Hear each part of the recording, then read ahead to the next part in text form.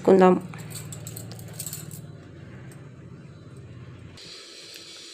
ఈ కొరమేన్ల ఉప్పు,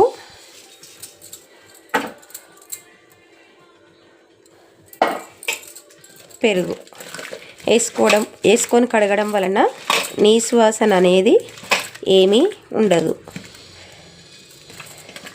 ఇట్లా మంచిగా ఫిష్లకు పట్టించి మంచిగా ఒక 2-3 సార్లు కడిగేసుకుందాం. ఇట్లా కడుక్కున్న ఈ ఫిష్లని స్టెయినర్లోకి వెళ్ళి ఇంకా వేరే ఒక బౌల్లోకి తీసేసుకుందాం.